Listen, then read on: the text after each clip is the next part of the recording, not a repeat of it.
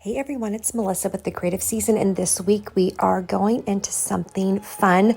We are going to be creating portraits of a tulip, and this is a new series where we get up close and personal and really seek to paint the details as we examine gorgeous, beautiful spring flowers. So we're starting with the tulip, and I am painting large with just a couple of colors. It really is a lot of fun, and it's a wonderful painting to create in a series. So you can do pink and yellow and orange and all sorts of colors and create an absolutely gorgeous painting to enjoy and to give as a gift or put up in your home. I think you're going to love this. It is not difficult, but is so satisfying to create. So let's paint. Hi everyone. Okay, so we are back, and today we are going to be starting our one of our portrait series, and I am excited about this because I love portraits. It's such a good way to observe, right? However, people portraits are really intimidating, right? It's hard. But flower portraits, flowers let us observe them, and they're much simpler and yet so beautiful and elegant. So I'm going to start today by just doing this absolutely gorgeous flower that right before me, and I've got a petal out, and you know what? I am already looking at this and thinking, okay, I'm actually going to move it down just a little bit. And so make sure you're doing this with a pencil and with your eraser, and don't be hesitant about going and making some changes as we go along. So I'm just going to do a quick sketch, because the goal of this too is we are creating in the margins. I know that many of us don't have lots of excess time to create, but we can find 15 or 20 minutes here and there, and whether we are painting simply for the joy of it for ourselves, or we're creating gifts for other people, or perhaps we're creating our own home decor for our homes, we can find time to work in the margins, as I like to say. So I am going ahead here and I am just drawing what I am seeing, and I've got a beautiful, beautiful tulip ahead and laid out, and I can see too, I know it's rounding around, so I'm going to do one of these petals. I'm actually going to make sure I've got it coming out, and one of them is going to be tucked in a bit here. So I continue to move around here, coming all the way down, bringing it to a beautiful, you can see that right here, an absolutely beautiful, let me come in just a little bit closer so you can see the stem, the beauty of that perfect bottom. The flower almost sits just evenly and perfectly balanced on this very thin stem. And it really is kind of amazing because the stems are not that strong. There's just a little bit of a arch coming out, but not much. I also see the petals actually go all the way down to the stem, so I am going to draw them. So I will also paint them and create some definition down there. Now, one thing, because of the size of my paper, and I am doing this a portrait, so I want this tulip big, I am going to take this guy, making sure you can see that little stem there. I do want a little bit of a stem poking out, so we're going to actually move this right here, and we'll be in future weeks, I think we're going to probably do a whole bouquet. And I've got, let's see, another stem that's coming up the side, and we're going to just have it almost dancing. It's actually not that tall on this particular flower, but it is in some of my other flowers. So this is where we're going to use our imagination just a little bit. And if you wanted to have a third one, you certainly could. So maybe we'll just do another one right here. Okay, so now that I have those, we're going to start painting. Now I'm going to tell you something that I'm doing differently today. This is beautiful yellow and orange, but I'm actually going to paint it in pinks, because I went to the store to buy some fresh tulips and there was none to be had. So I'm going to follow the intensity of that color, but we're going to actually do it a different color. And feel free to do whatever color tulip you want to do. My heart was set on pink today, so I'm going to go ahead and just continue with that. We're going to do some pink. I'm going to add a little bit of purple. You can see now too, I'm going and adding in that color right down the middle, just as I see it. And you can even see some feathering, right? Almost on the sides, right in there. I'm going to try to imitate that too. Moving around. And you can see I'm not moving too fast, but here we are. Let me peek at the time. Not even 4 minutes in, and we are already well on our way to a beautiful portrait. Now, you might be guessing, if you are thinking like me, this, as we start to paint, can you see this like as a row, like in your hallway? of just beautiful, beautiful tulip portraits. This is about a 5 by 9, I believe. However, right, I can see it getting big, a whole regular 10 by 13. I'm trying to think of the common sizes of frames.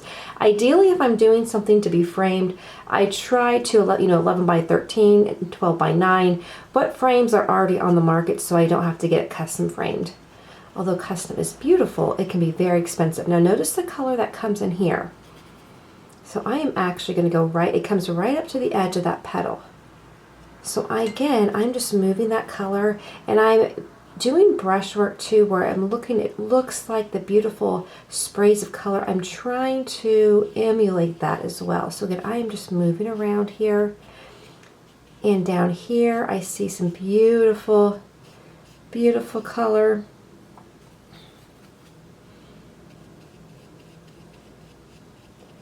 And again, I'm moving around like that, and we've got another petal out here. So sometimes I'll do a little bit of guesswork. If I can't quite see it, I'd have to really turn that around, and there it is. So I'm going to go ahead and move that through. Now I want to add a little bit more intensity to these as well, but we're going to wait just a second here. We will end up erasing the lines, so don't worry about the pencil marks. Those will end up getting erased. Now, one of the things I could do is I could actually do the whole thing in pink and then take the purple and add a bit of purple and pink to intensify that middle, just like we have the yellow and orange on this one. So to show you, I'm mixing dioxazine, purple, and pink together, and I can even just add a little bit in here. And if I want to come back and paint the whole thing pink, I might do that with this one, because I do love those beautiful pink tulips. So I'm creating a bit more intensity in the middle. This is also a great way of just adding some shadowing too, right? So again, adding this, I just added purple together with this and moving this around. I'm going to let it dry for a minute before I add in more color, because I don't want it to completely blend in together. Not on this one. I want there to be a delineation of the pinks and the purples.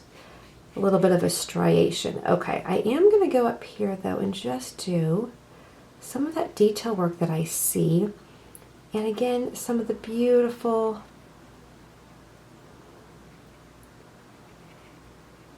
just like that. There's something too about this. This is so lovely. So relaxing too. I'm just going to go ahead and do some of the tips here. Coming out like that. Just adding that all the way around. That beautiful petal.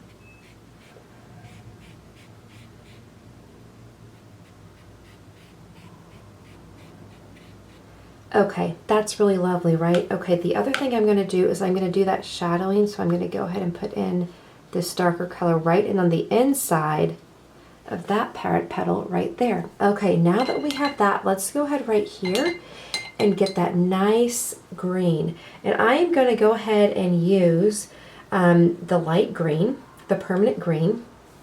I'm going to take it and move it right down the side, and I am only going to go on one side, and the reason is we're going to pull in some of that yellow coloring too. I'm going to pull it down one side of the stem and let that move there, and this I'm going to go ahead and add in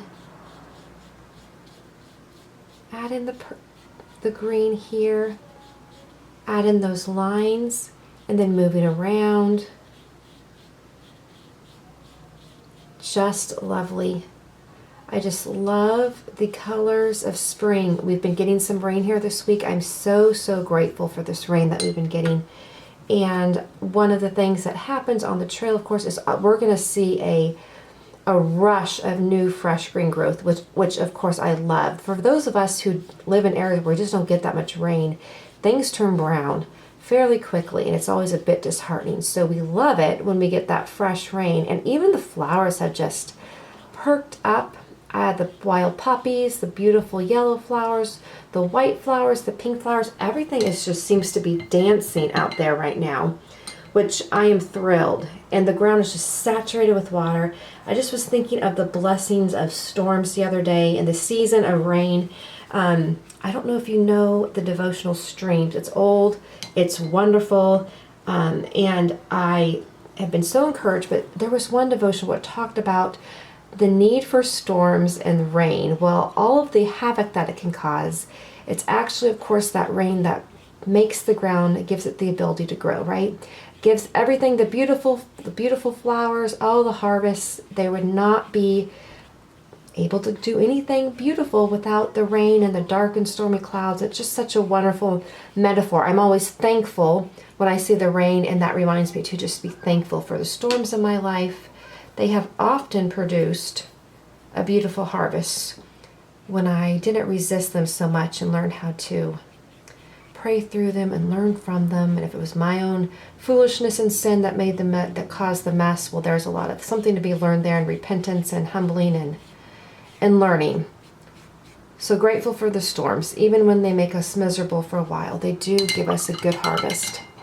Okay, let's do a little bit of yellow now in this over here in this stem. And again, I like to move that color around. You want to move it all over, and this is just really lovely. Going up just like this. Okay, I am really loving that. You can see now too, we have a beautiful stem. Now if you want to clean that up just a bit more,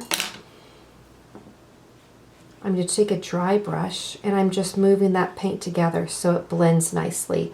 I don't necessarily want a hard line, right? Because it's quite soft. You can see there's the softness of this. Okay, now this is looking really nice up here. I'm going to go back and let me come ahead and let me back up just a little bit. Isn't our portrait beautiful? It's just really coming along. Our beautiful, beautiful portrait. I'm going to get some pink pretty wet. I'm going to get lots of, so I don't have too much color on my paintbrush. And I'm going to come around here and I'm just going to lay that lighter color all around. And I'm just moving that around, touching it a little bit. And if things like to, merge, not a big deal. I just don't want it white. I do want a bit of a color. So again, up here, we'll leave a little bit of white, but I'm almost doing a wash. And if you want to wait till it completely dries, you certainly can. I'm just going to again move down here, move this down here. You can still see the delineation of the lines. And I can see too, or maybe I want to add a little bit more color. I'm going to come back in, add a little bit more of that dioxazine purple to the pink. Get it nice and bold. We're really still working off that palette that we did earlier in the spring season. And I'm going to add in my darker color here. I'm looking too, I see darker color here. I see some right over here, that more intensity in color. So I'll add it there, and I see it going up to the tip. I'm just going to let that move and merge and dance where it wants to. Over here on the side of the flower as well, I can see that intensity. Over here, and it's almost feathered up, right? So it's not a straight line. And that's really, a comfort. It's really not super perfect. You can see a lot of variation, which I really love. I love that variation. That creates the beauty in each of these flowers. It also creates that distinctiveness with each one, which is just really incredible how distinct each flower is. Uniquely made, absolutely a joy to behold and to have and to be able to observe. So much we can learn from looking at and observing the flowers and nature. Okay, I'm going to go ahead and move this petal all the way here. And we have this guy back here. That's a separate petal. And I'm going to go ahead now and I am going to go ahead and stop. I'm going to take a clean brush that's wet but doesn't have color, and I'm going to go ahead and right over here, like where I see it starting to merge a bit too much, I'm just going to encourage colors to go back in their lane just a bit. We'll encourage a little bit of that feathering over here. The petal itself, the flower itself, is pretty wet, and I'm fine with that. We're going to let it dry. For the most part with this particular series, I don't think I'm even going to do too much pen work. I will come back and erase the pencil marks, but I really like this. I love this anatomy. We may come back, you could even come back and do some outlining if you wanted, some lighter color just to make it pop a bit. If you wanted to write a verse, there's certainly that for journaling. but I think this is absolutely beautiful. I hope you've enjoyed this. We've spent not even 15 minutes on this, which is a lot of fun. And I hope you're also getting ideas too. You could do a row of these and they would be absolutely beautiful, absolutely gorgeous. All right, you guys, I will see you soon. We're going to be doing another flower portrait and I can't wait.